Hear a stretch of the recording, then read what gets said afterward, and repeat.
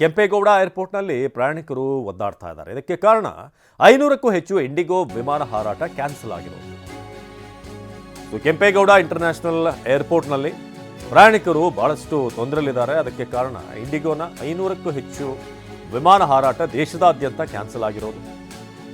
ಕೆಐಎಬಿಯಲ್ಲಿ ದಿನಪೂರ್ತಿ ಕಾಯುವಂತಹ ಪರಿಸ್ಥಿತಿ ನಿರ್ಮಾಣ ಆಗಿದೆ. 4ನೇ ದಿನವೂ ಕೂಡ ಇಂಡಿಗೋ ವಿಮಾನಗಳ ಹಾರಾಟದಲ್ಲಿ ವ್ಯತ್ಯಾಸ ಆಗಿದೆ. ಕೆಂಪೇಗೌಡ ಏರ್ಪೋರ್ಟ್ನಲ್ಲಿ ಸಾವಿರಾರು ಜನರ ಪರದಾಟ. ಬೆಂಗಳೂರು ಗ್ರಾಮ ಪಂಚಾಯತ್ ಗ್ರಾಮಾಂತರ ಜಿಲ್ಲೆ ದೇವನಹಳ್ಳಿ ಬಳಿಯ ಏರ್ಪೋರ್ಟ್ ಇದು. ನಿನ್ನೆ ಮಧ್ಯಾಹ್ನದಿಂದ ಏರ್ಪೋರ್ಟ್ನಲ್ಲಿ ಸಿಲುಕಿದ್ದಾರೆ. ಅದರಲ್ಲೂ ಕೂಡ ಭಾಳಷ್ಟು ಮಂದಿ ವಯಸ್ಸಾದಂಥವ್ರು ಇದ್ದಾರೆ, ಮಕ್ಕಳಿದ್ದಾರೆ, ಯಾವುದೊಂದು ಕಾರ್ಯಕ್ರಮಕ್ಕೆ ಅಂತ ಎಮರ್ಜೆನ್ಸಿ ಹೋಗುವಂಥವ್ರು ಇರ್ತಾರೆ, ಮೀಟಿಂಗ್ಗಳಿರುತ್ತೆ. ನೋಡಿ ಹೇಗೆ ಮಲಗಿದ್ದಾರೆ. ಕೆಲವರು ಆಕ್ರೋಶ ಕೂಡ ವ್ಯಕ್ತಪಡಿಸಿದ್ದಾರೆ.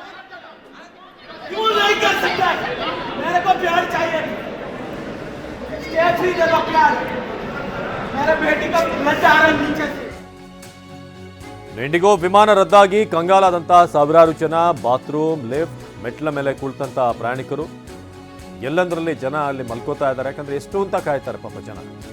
ಇಂಡಿಗೋ ಸಿಬ್ಬಂದಿಗೂ ಕೂಡ ಸಿಗದ ಫ್ಲೈಟ್ಗಳ ಸ್ಪಷ್ಟ ಮಾಹಿತಿ. ಟರ್ಮಿನಲ್ 1 ನಲ್ಲಿ ಮೈಕೊರಿಯುವಂತ ಚಳಿ ನಡುವೆ ಪರದಾಡ್ತಾ ಇದ್ದಾರೆ. ಸಾವಿರಾರು ರೂಪಾಯಿ ಕೊಟ್ಟು ಟಿಕೆಟ್ ಖರೀದಿ ಮಾಡಿದ್ರು ಕೂಡ ಸಂಕಷ್ಟ ಎದುರಾಗ್ತಾ ಇದೆ.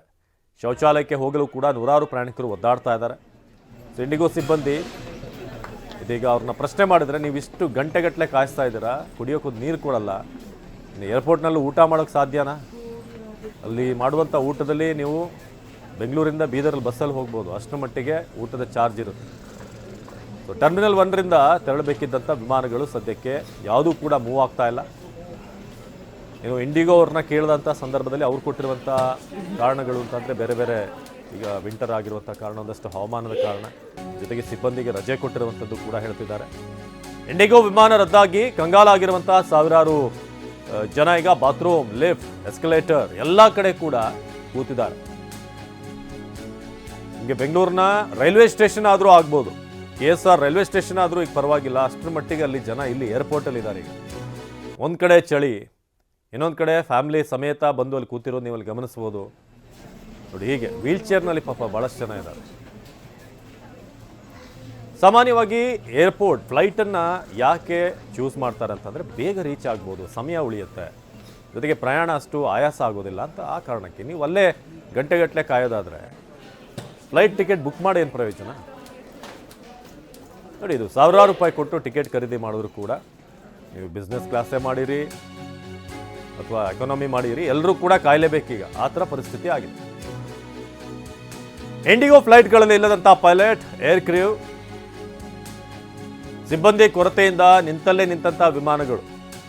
ಈ ಸಿಬ್ಬಂದಿಗೆ ರಜೆ ಕೊಟ್ಟಿರೋದು, ಸರಿಯಾದಂಥ ಸ್ಟಾಫ್ ಇಲ್ಲದೆ ಇರೋದು, ಟರ್ಮಿನಲ್ 1ನ ರನ್ವೇಯಲ್ಲಿ ಹಾಗೇ ಇವೆ, ಅಲ್ಲೇ ಫ್ಲೈಟ್ಗಳು ನಿಂತಲ್ಲೇ ನಿಂತಿವೆ.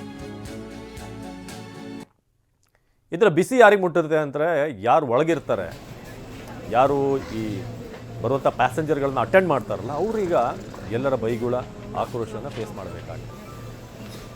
ನವೀನ್ ನಮ್ಮ ಪ್ರತಿನಿಧಿ ದೇವನಹಳ್ಳಿಯಿಂದ ಹೆಚ್ಚಿನ ಮಾಹಿತಿಯನ್ನು ಕೊಡ್ತಾರೆ. ನವೀನ್, 500ಕ್ಕೂ ಹೆಚ್ಚು ವಿಮಾನಗಳು ಅಂತಂದರೆ ಭಾಳ ದೊಡ್ಡ ಸಂಖ್ಯೆ. ನಾನಾಗಲೇ ಹೇಳ್ತಾ ಇದ್ದೆ, ವಿಮಾನವನ್ನು ಆಯ್ಕೆ ಮಾಡುವಂಥದ್ದೇ ಒಂದು ಸಮಯ ಉಳಿಸಬೇಕು ಅನ್ನೋದು, ಜೊತೆಗೆ ಆಯಾಸ ಇಲ್ಲದೆ ಪ್ರಯಾಣ ಮಾಡಬಹುದು ಅನ್ನೋ ಕಾರಣಕ್ಕೆ. ಆದರೆ ರೈಲ್ವೆ ಸ್ಟೇಷನ್ಗಿಂತ ಕಡೆ ಆಗಿದೆ ಪರಿಸ್ಥಿತಿ ಏರ್ಪೋರ್ಟ್ನಲ್ಲಿ. ಏನು ಕಾರಣ ಅಂತ ಹೇಳ್ತಿದ್ದಾರೆ? ಇನ್ನು ಎಷ್ಟು ವೆಯ್ಟ್ ಮಾಡಬೇಕು ಪ್ರಯಾಣಿಕರು?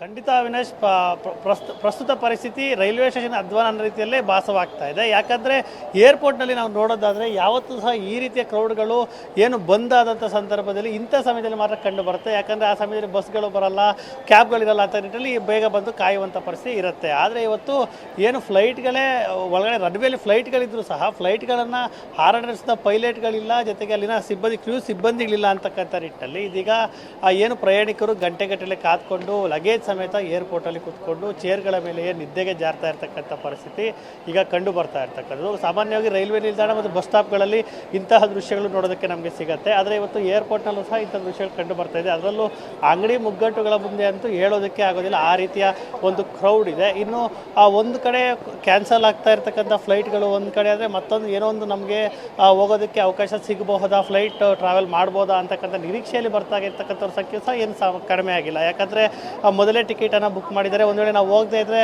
ರೀಫಂಡ್ ಸಹ ಆಗೋದಿಲ್ಲ ಅಂತಕ್ಕಂಥ ಆತಂಕ ಈಗಾಗಲೇ ಸಹಜವಾಗಿ ಏರ್ಪೋರ್ಟ್ನ ಬರ್ತಾ ಇರ್ತಕ್ಕಂಥ ಪ್ರಯಾಣಿಕರಲ್ಲಿದೆ. ಹೀಗಾಗಿ ಬಂದಂಥವರು ಏನು ಗುಂಪಾಗಿ ಬಂದು ಇಲ್ಲಿ ಚರ್ಚೆಯನ್ನು ಮಾಡಿ ಅವ್ರನ್ನ ಕೇಳುವಂಥ ಪರಿಸ್ಥಿತಿಯನ್ನು ಕೇಳೋ ಪರಿಸ್ಥಿತಿಯಲ್ಲಿ ಸಹ ಅವ್ರು ಯಾರು ಏರ್ಲೈನ್ ಸಿಬ್ಬಂದಿ ಸಹ ಇಲ್ಲ. ಹೀಗಾಗಿ ಏರ್ಪೋರ್ಟ್ನ ಮುಂಭಾಗದಲ್ಲಿ ನಾವು ನೋಡಿದ್ರೆ ಸಾಕಷ್ಟು ಸಮಸ್ಯೆಗಳು ಉಂಟಾಗ್ತದೆ. ಜೊತೆಗೆ ಇಂಡಿಗೋ ಕೌಂಟ್ರ ಮುಂಭಾಗದಂತಂತೂ ಉದ್ದುದ್ದದ ಕ್ಯೂ ಕಂಡು ಬರ್ತಾ ಇರ್ತಕ್ಕಂಥ. ಇಲ್ಲಂತೂ ನೋಡೋದಾದರೆ ಏನು ಒಂದು ಕ್ಯೂನಲ್ಲಿ ಹೋಗೋರಿಗೆ ಜಸ್ಟ್ ಮಾಹಿತಿ ಪಡೆದುಕೊಳ್ಳೋದಕ್ಕೆ ಇಷ್ಟುದ್ದ ಕ್ಯೂ ಇದೆ.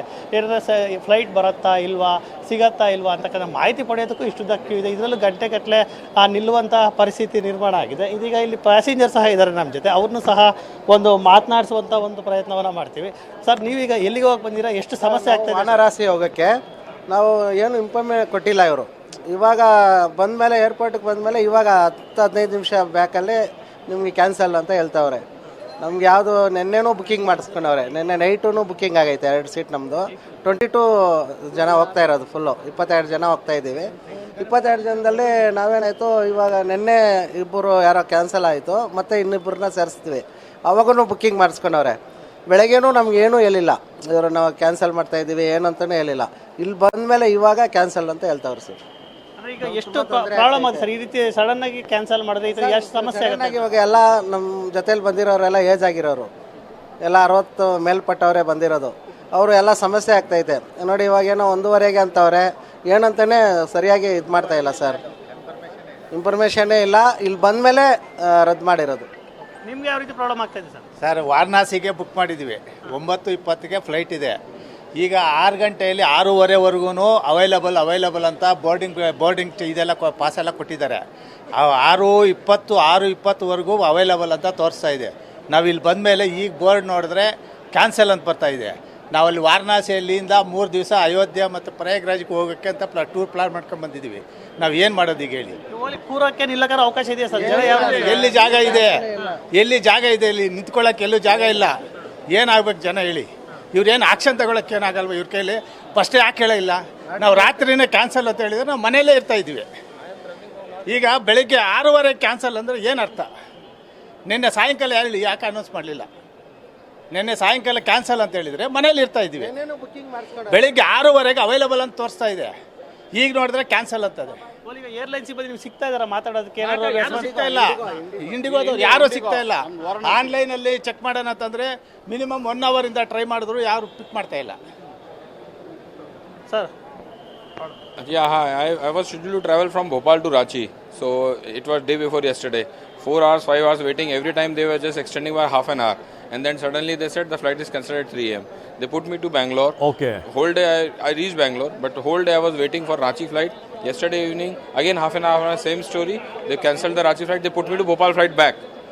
Again the same flight Bhopal today morning got cancelled. Now I am left with nowhere. There are no flights to go anywhere, and literally it's totally chaos. They ask you speak to customer care, you stand in the line, you can see the lines how it is. So it's totally chaos of Indigo. Okay. ಏನು ಪ್ರಯಾಣಿಕರ ಆಕ್ರೋಶ ಅವಿನಾಶ್, ಈಗಾಗಲೇ ಏರ್ಪೋರ್ಟ್ನಲ್ಲಿ ಸಾಕಷ್ಟು ಅದರಿಂದ ಕಾಯ್ತಾ ಇದ್ದೀವಿ, ಆದರೂ ಸಹ ಯಾರು ಸ್ಪಂದಿಸ್ತಾ ಇಲ್ಲ ಅನ್ನೋಂಥ ಆಕ್ರೋಶನೇ ಪ್ರಯಾಣಿಕರು ವ್ಯಕ್ತಪಡಿಸ್ತಾ ಇರ್ತಕ್ಕಂಥದ್ದು. ಧನ್ಯವಾದ ನವೀನ್. ಇದು ಏರ್ಪೋರ್ಟಿಂದ ನವೀನ್ ಮಾಹಿತಿಯನ್ನು ಕೊಡ್ತಾ ಇದ್ರು. ಒಬ್ಬೊಬ್ಬರದು ಒಂದೊಂದು ರೀತಿಯಾದಂಥ ಜರ್ನಿ ಅವ್ರು ಹೇಳ್ತಾ ಇದ್ರು, ಏನ್ರಿ ಕಾರಣಕ್ಕೆ ಹೋಗ್ತಾ ಇದ್ರು ಅಂತ.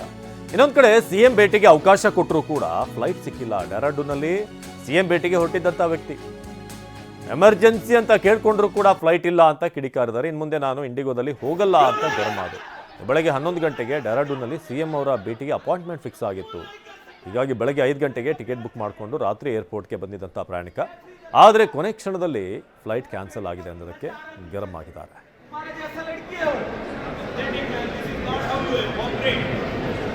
मैम, ये जो कैसा हो सकता है कि 5 बजे फ्लाइट पे हमला हुआ है? मुझे प्यार चाहिए।